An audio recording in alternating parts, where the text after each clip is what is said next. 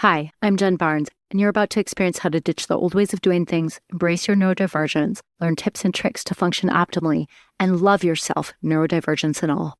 Welcome to the Self-Loved Woman podcast. Hey, it's Jen. I'm so glad you're here. Today, I want to delve into a deeper topic, a little bit heavier of a topic, and I know we can do it, so I'm glad you're here for it. And it's a topic that society kind of tucks away, doesn't talk about much, and you're supposed to just kind of act like you're fine. And that topic is grief.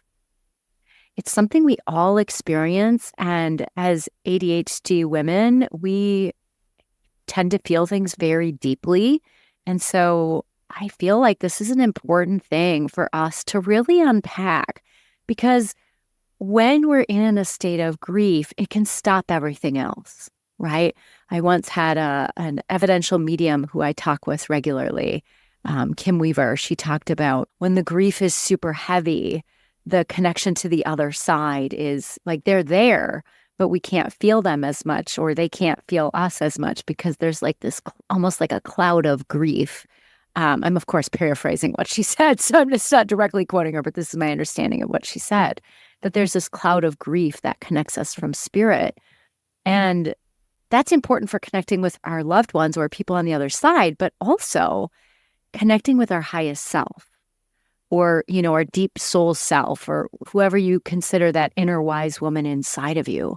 Because when we are in a state of grief, it is hard to feel truly connected to who we really are. And that's important as entrepreneurs because we are the business. We are the light that attracts people to us. And if we are shut down in grief, it can be really, really hard to show up in our business in a way that attracts people to us. And so I want to unpack this topic. Part of why it's coming up for me right now, my mom died almost 5 years ago. It'll be 5 years in February. And her 75th birthday would have been this week. So just thinking a lot about her and, how loving she was. She was someone who really saw my struggles, although there wasn't a name for it back then, or I guess there was a name, but it's not something they called girls ADHD, right? And she did the best she could to help me with it. And so she's a really special person and being now. And I've been working through new layers of grief as I get to the 5-year point, but around me, I'm noticing so many people faced with just big losses, whether it's divorces or kids moving away or lots of death too, like lots of loved ones dying, whether it's friends or parents or in-laws, things like that. And it just seems like there's just a lot of it right now. And, we could get into the state of the world also. There's some grief there if we choose to be aware of what's going on. So certainly this topic seems to be just coming up and being heavy on people's hearts. So I want to take some time to talk about it. What I want to say first, before we dive into it, is that grief is like an emotion like any other. It's really a set of emotions. And the thing about emotions, and you've probably heard me say this, is emotions are messages from our body, right? They are neurochemical responses. It is our body's way of saying, yoo-hoo, have this feeling, do something about it. And, when it's something like anger, it's like, yoo-hoo, I'm angry, boundary violation, like set a boundary, protect, or whatever. Or when we're happy, oh my gosh, this is great, do this more. And so our feelings aren't bad. Remember, they're emotional communicators. And grief has just a whole bucket of feelings that go along with it. You'll hear people talk about the stages of grief, which was never meant to be linear. Kubler-Ross, who developed them, was actually developed them working with people who were terminally ill. And so it wasn't even actually about people who had lost someone. It was about people who were going to lose their life. And it was never meant to be linear steps, but you'll hear about the stages of grief. And what I can tell you in my experience, what I've witnessed, just going through it myself with my mom, but also holding space for others, is that those stages can be happening all at the same time, or I remember flipping through denial, anger, uh, bargaining, sadness, or depression or whatever, all at the same time or on the same day. Like I'd start out being like, did my mom actually die? Because when someone dies suddenly, which was the case with my mom, and unexpectedly, that period of disbelief can be extended. Because like if someone's terminally ill, it's kind of like, okay, well, they've been ill for a while. I mean, unless they just were diagnosed a couple weeks ago and then they die, like that's different. But like if they've been ill for a while, that disbelief factor, it still happens, but maybe not for years after.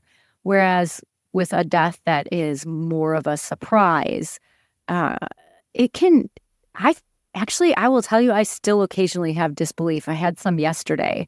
My family was going out to celebrate my mom's 75th birthday. And in the car in the morning, I was like, wait, what? She's not going to be there. I mean, she'll be there in spirit, right? She loves to show up for parties in spirit.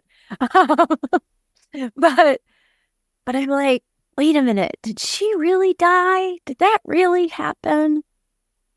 And so I want to name that for those of you who've had a sudden unexpected loss. I'm sure this could happen in the case of an unexpected divorce or something like that, But I found especially true with death. It's like, wait a minute, I can't just call them. And I remember it taking me at least a year or two before I stopped asking my partner at the time, like, my mom died. And I had to remind myself that I hugged her dead body. And I had to remind myself that there were 170 people at the memorial, so that it was like, okay, yeah, that wasn't just a big group of people like getting together to trick me and my sister into thinking our mom was dead, right? Like, I know that sounds kind of morbid, but it was something I had to go through. And it might be like, why are you sharing this, Jen? Well, I'm sharing my experience because grief has some commonalities to it. And so if you're someone who had this unexpected loss, you might be experiencing some of this. And so some of the ways of working through the disbelief can be reminding yourself of like, okay, yeah, yes, I saw their body. I mean, if you did, right? Or yes, I attended their memorial. Just to help you be able to remember, and then having people in your life to remind you. Other pieces of emotions that come up with grief, and again, it doesn't always have to be a death. I'm talking about that because that's what's fresh on my mind, both for myself and really like a few of my friends and a bunch of clients. Like it's just all around me right now. So I'm sharing the death experience as an example, but this can apply to everything else. But there's for sure sadness, right? There's for sure sadness that comes up. And that's important to recognize and to sit through and work with. And I'm going to talk a little bit about how we might work with that sadness, what we might do about it, because feelings are meant to be felt. Remember, they are our body's sign of saying, yoo-hoo, something needs to be dealt with here. And it's not enough to fix the problem. I mean, first of all, there's no fix for grief to my knowledge. Like, yes, I can meet with a medium and talk with my mom, which, by the way, if you don't believe in that, that's okay. I do. And even if it's not real, I don't care because I still feel like I'm talking to my mom, right? It's like, okay, it's like good enough. But if someone dies or if someone divorces you and you didn't want to be divorced, like there's no fixing that. Like there's just some stuff that's not fixable. And even if there was a fix, like let's say you're angry and you set a boundary. Well, that fixes it going forward, but you might have to work through some of the initial anger for the violation that occurred. So grief, the same is true. We have to work through all the feelings that show up. And I'll talk a little bit later about what I mean by work through the feelings. Alan Wolfelt, he's a grief expert, wrote a book. Oh, I'm not going to be able to remember the book, but it's something like I don't remember. I couldn't even tell you now. Understanding Your Grief or something like that. And his name looks like Wolfelt. So Wolfelt, Alan. Anyway, he really talks a lot, and this book helped me a lot. He talks about active mourning. And what he's really talking about is feeling the feelings, letting yourself sit with them, letting yourself work through them. And that could be your sadness, that could be anger. It could be being with the bargaining you do, like, okay, mom, if you just come back, I promise, I don't know, I promise I'll manage your stress for you or something, It's like, okay, right. If that was possible, or people bargain with whatever God or spirit energy they believe in. And so there's all these different pieces that we need to work through. And before we go to the feeling part of it and working through it, I do want to talk a lot about acceptance as part of the grief process. And I want to name, at least for me and the people I know, acceptance isn't the goal. It's not like this final landing point where you're like, okay, yeah, this person died, or yeah, I'm divorced, and okay, yeah, I'm okay with it. I mean, you'll have feelings of that occasionally, even early on. I mean, maybe not super early on, right? It took me maybe 3 to 6 months-ish before I was there. I can't quite remember, but you might have glimpses of it, of being like, okay, yep, this is real. Okay, I don't like it, but okay. Yep, okay. And that doesn't mean all of a sudden there's no more sadness or disbelief or anger or bargaining, right? It just all cycles through. And I work with someone who had a major loss about 20, I think we're 27 or 28 years ago now. And I still see her funnel through the different emotions and experiences of grief. I like that word, experiences, better than stages, but especially around the anniversary of the big loss that she had. Like, I see the sadness, I see the anger, I see the acceptance eventually again. And even, I don't know about disbelief anymore. I think she's pretty clear. But I watch it and I know that these things never really go away. Grief changes us, right? And it doesn't have to be that we're sobbing every day, all day for the rest of our life. What I find is the people who don't actually work through their feelings, and like I said, we'll talk a little bit about that, are the ones that end up just horribly depressed and sad most of the rest of their life, is because they didn't find a way to actively mourn around the time when it happened. And to be fair, there are times when our grief is postponed, right? Had I been in graduate school when my mom died, I don't know how much I probably would have had to take a semester off, truth be told. But I don't know how much active mourning I could have done. My sister has kids. And then one of my longtime friends, when her mom died, about 19 years ago, she had I think a 1-year-old and a 3-year-old. So she wasn't sitting down at night like I was, writing to my mom and writing to her mom and listening to Hertz music for grief, right? She was lucky to get 5 minutes to go to the bathroom alone. So I want to also name that how you actively mourn is going to look different for the stage of life you're in. And the capacity you have. Some of it depends on what your life was like before. If you've had a really hard life, you may not have learned how to work through big feelings. And so all of a sudden you're hit with this big loss and you're like, oh my gosh. Or you have a complex situation where it's a parent dies, they're the one who abused you, and either things were somewhat talked through and resolved, or they weren't at all, and maybe you were speaking to them, maybe not. That creates extra layers of stuff because your experience is going to be different than mine. Because my mom was a very loving person, and I could see how she really, really loved the heck out of me and my sister and did her best. Was an amazing mom in a lot of ways. So I want to just name that all of our experiences are going to be different. So Alan Wolfelt actually says, grief is unique as a thumbprint because it's different for everybody. It's different for everyone. So just know that as I'm sharing my observations in other people, as I'm sharing my own personal experiences, that your experience is going to be unique to you. And so the way you work through it is going to be unique to you, which can sound scary, but there's some kind of tips and tricks maybe I'll share. Um, Seems like a weird phrase to use when we're talking about grief. But I want to say one more thing. Stephen Kessler actually added a experience of grief. He added a sixth one. And before Elizabeth Kubler-Ross died, he had worked with her back in the day, and he checked this out with her. And it has to do with like meaning making. So like, for me, this came as a therapist. I didn't realize how bad I was at helping people through their grief till I had a bigger loss. Like, I mean, I'd had a couple grandparents die and some pets. And don't get me wrong, I love my grandparents, but they didn't raise me. And so having my mom die was like, oh, wow, I really suck at holding space for grief. Like, I just had read all the textbooks and was doing that, and a lot of it's wrong. A lot of it has this timeline for grief. And, oh, if you've had grief for more than a year, now it's complicated grief. And it's like, what?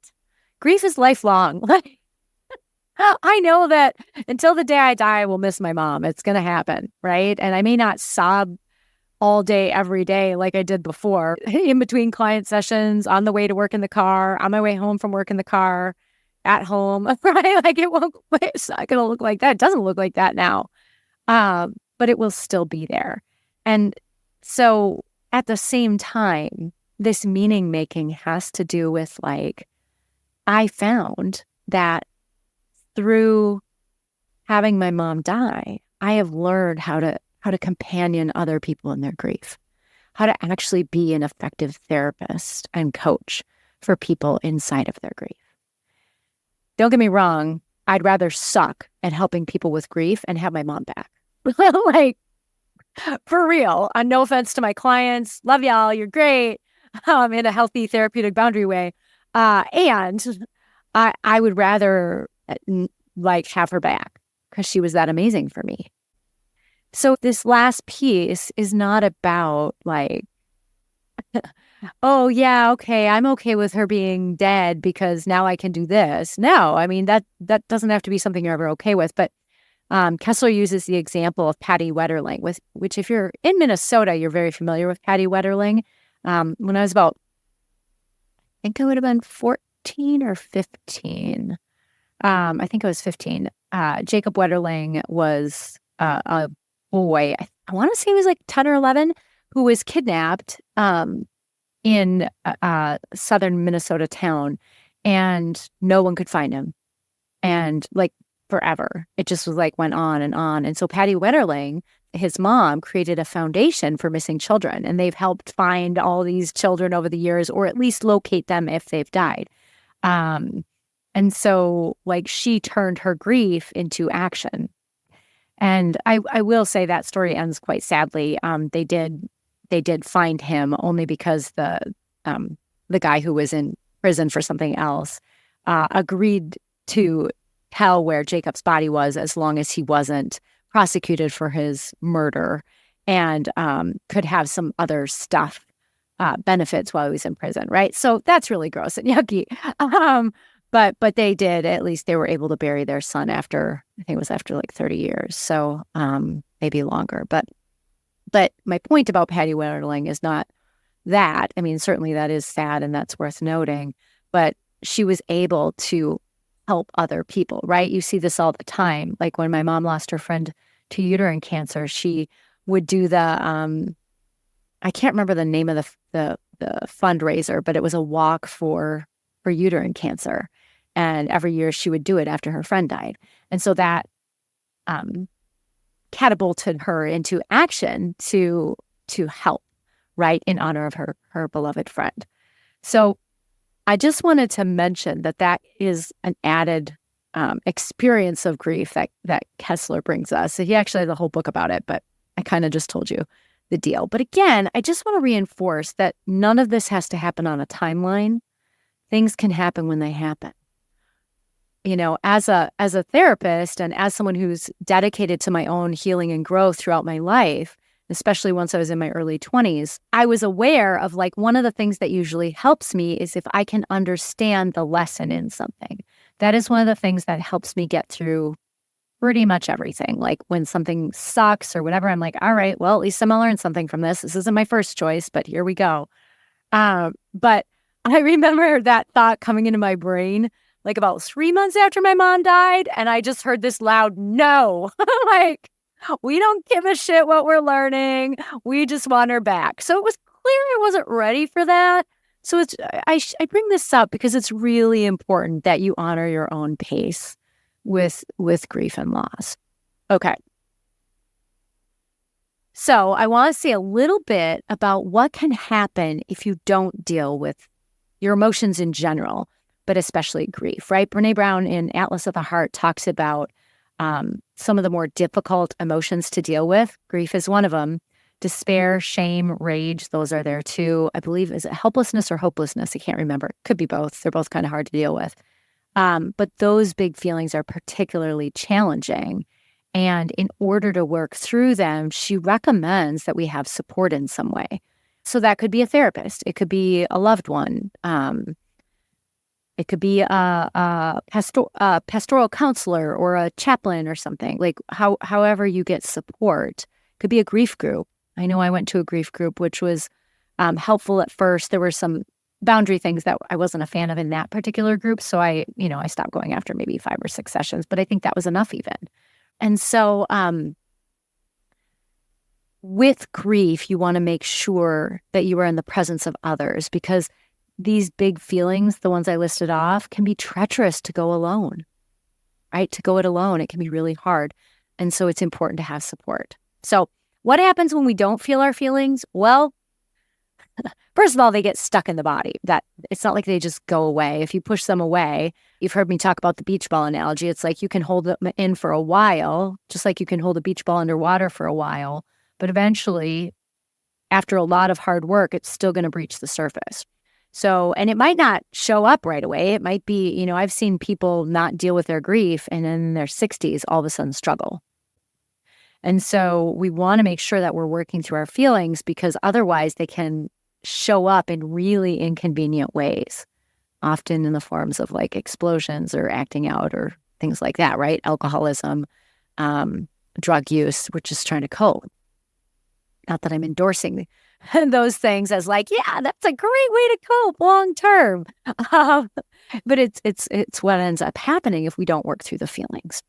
Another thing that happens, and I kind of spoke to this earlier, is we get disconnected from ourself.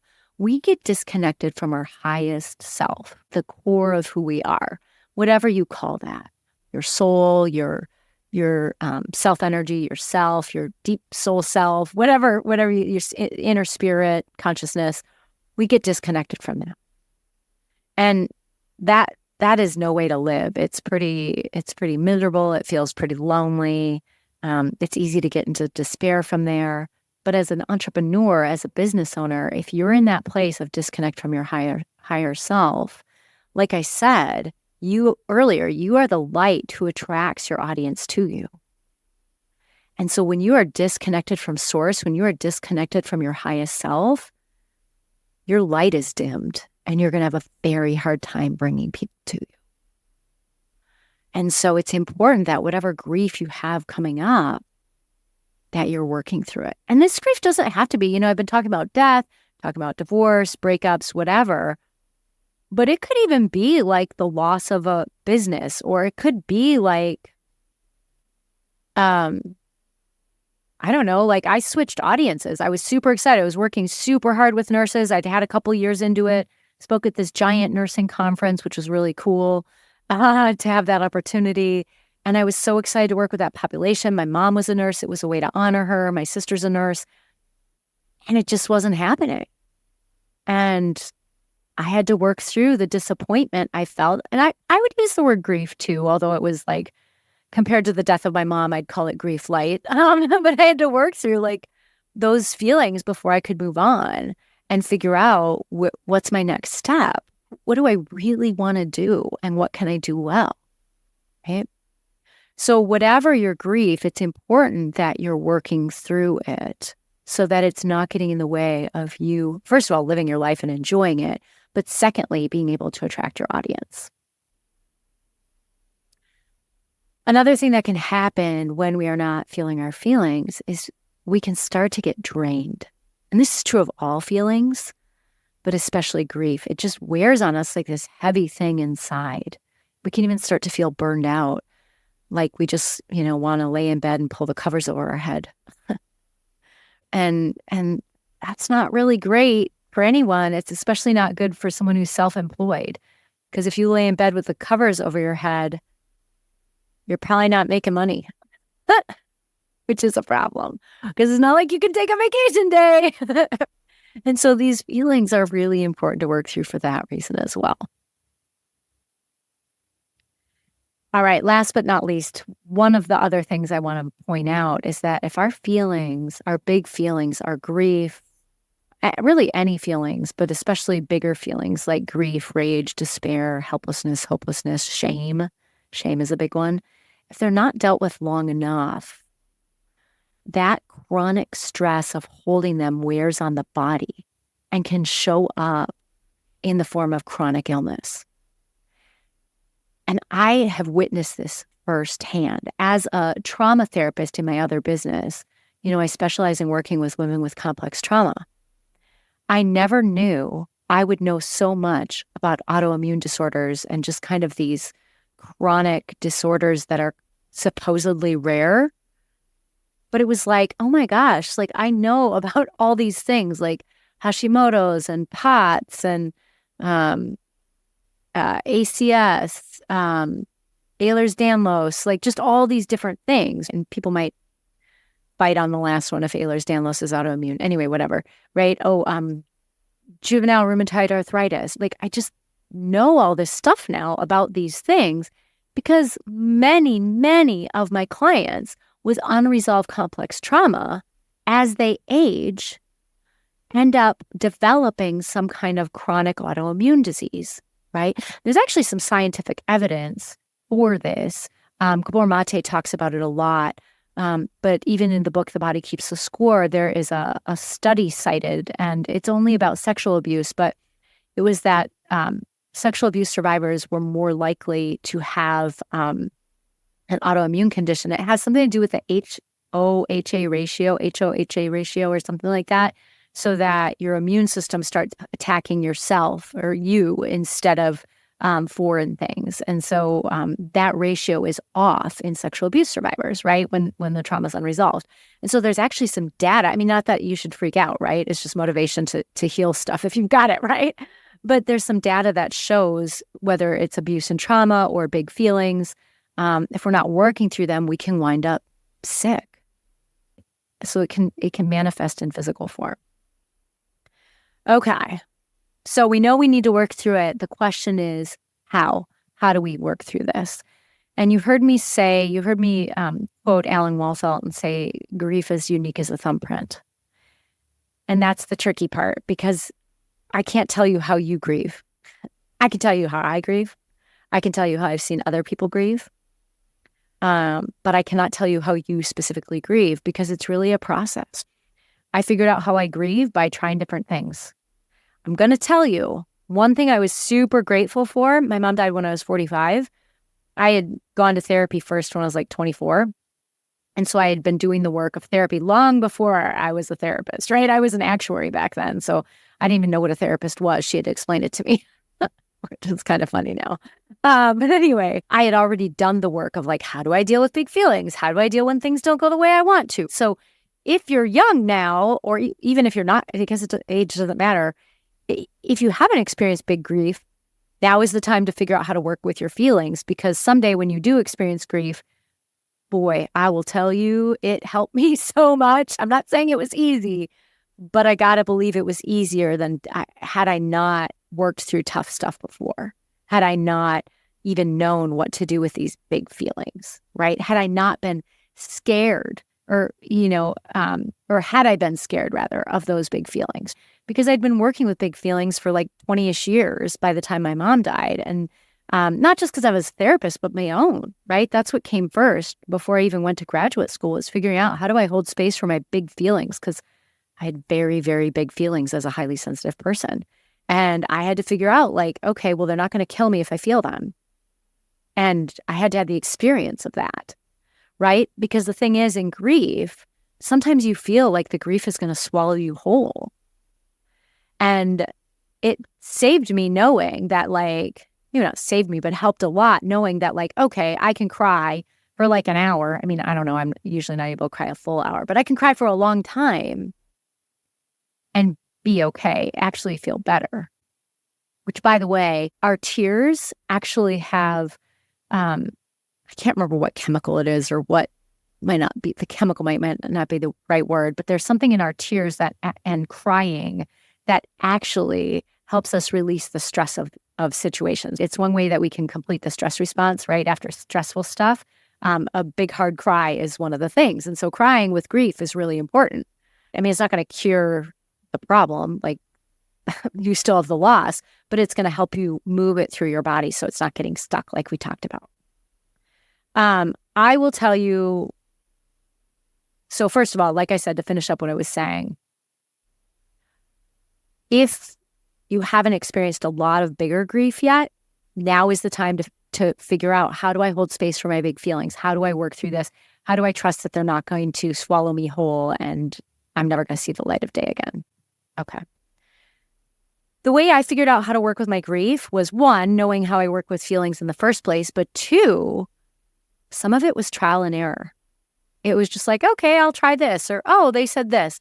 One of the things I do when I'm faced with a problem, and this is just how I am in the world, is a problem shows up, whether it's a client with a problem I've never seen, so I'm like, okay, or it's my mom dying, I go and read a bunch of books about it.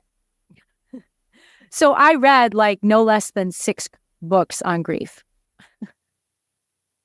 And it was all I could get myself to read, except for I did read a couple of novels. I couldn't get myself to read regular novels. So I asked people on Facebook, what are some silly, playful novels that I can, because I was having a hard time focusing because brain fog is real in grief. And with ADHD, it was like all extra. And then probably I was at the beginning of perimenopause. So my goodness, couldn't focus to save my life.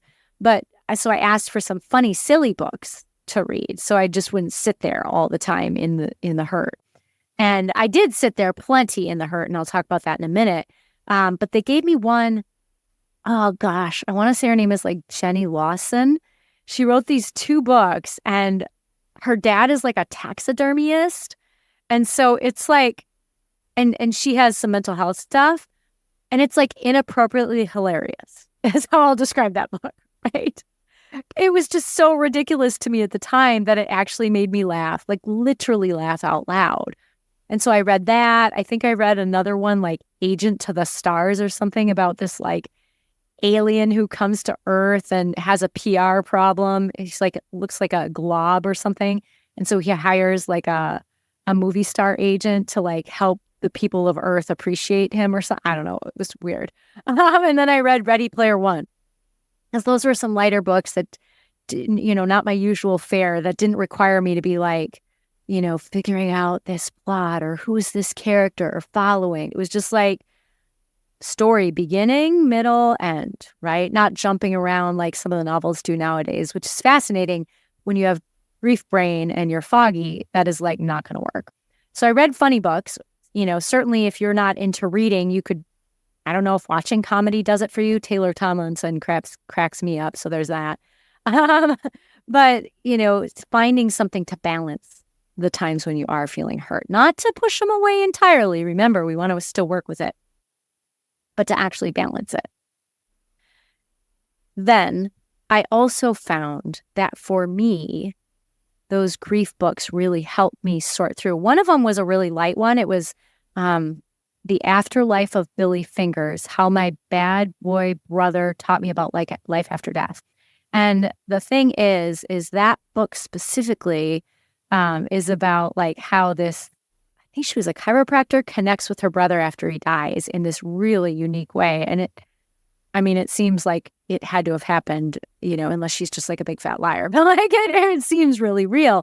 And that really helped me right after my mom died. I also read Ian Curry's You Cannot Die, which was helpful. It's a little boring at the beginning, so it was hard at the beginning of my grief process, but it basically talks about all the way we know spirit energy goes on. So that was helpful. But then, reading those different books on grief, Alan Wolfelt, Understanding Your Grief, Megan Devine, It's Okay, You're Not Okay, or however that title goes, it's something like that. But there were a bunch of different books I read that really helped because reading is what I do. I also found, and this is something I figured out when my first cat died, my soul kitty, Allie, I would write to her in a journal. Like, I just found that really helpful. And so, like, I got a journal special for my mom, and it had a sloth on the front because we used to enjoy going to Como Park, which is a zoo nearby, and they have a sloth there, and we would sit and watch it sometimes when I would come home to visit.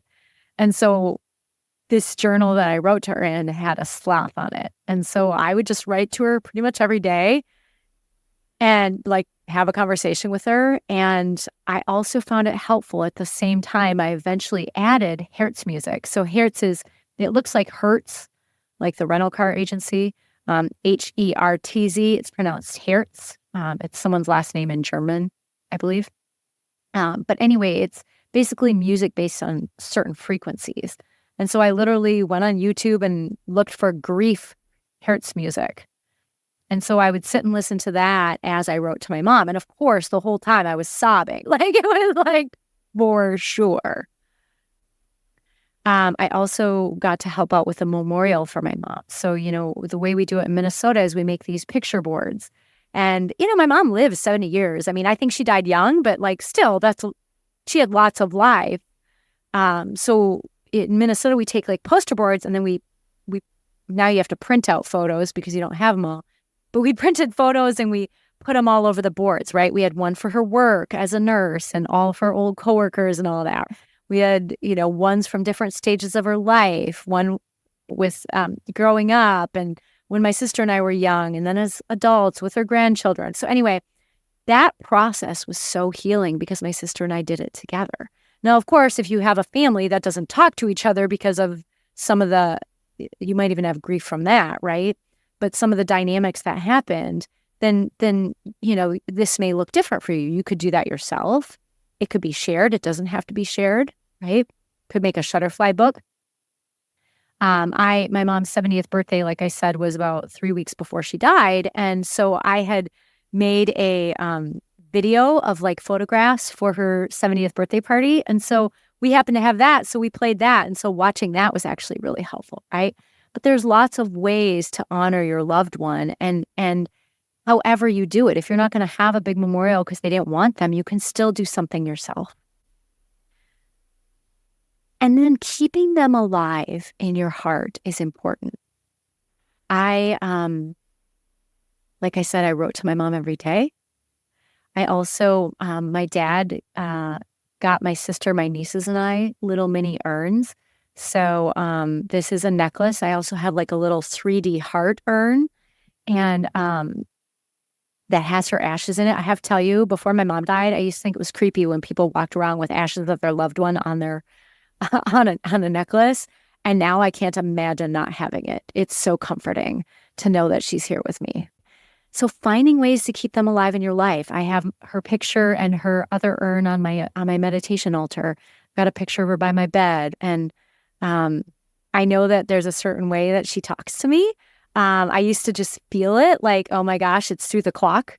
Because I'm, remember a math geek. And so there's certain times when I could just feel her energy. I'd look at the clock and it would be a certain time. I'm like, could just feel her. And sure enough, when I met with an evidential medium, the one I mentioned earlier, Kim Weaver, she's like, your mom is saying she's communicating with you through the clock. Does that make sense? And I was like, yep, it does. And so there's ways that our loved ones can communicate with us. And so paying attention, how do we keep them alive in our lives? If that's something you want to do. If it was an abusive parent, you may have a different way of navigating this, right? That is how I work through my grief. And I let myself write to my mom pretty much every night for close to a year. I probably trailed off a little bit, like maybe every other night or every few nights towards the end of that year, but I found it incredibly helpful. And so that is how I did it. I've seen other people, like I also, would talk to people about it. I got back together with my therapist. I mean, I was kind of taking a break because I'd healed through the layers I needed to heal through. And so I got back into therapy.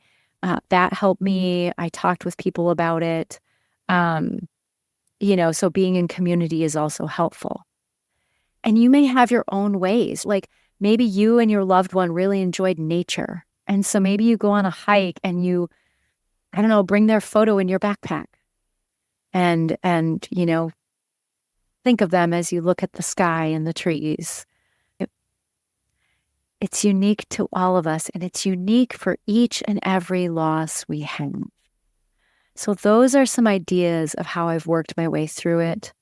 I know one thing that also helped me, but also one of my clients, the one who had the really big loss about 27, 28 years ago, is connecting with other people.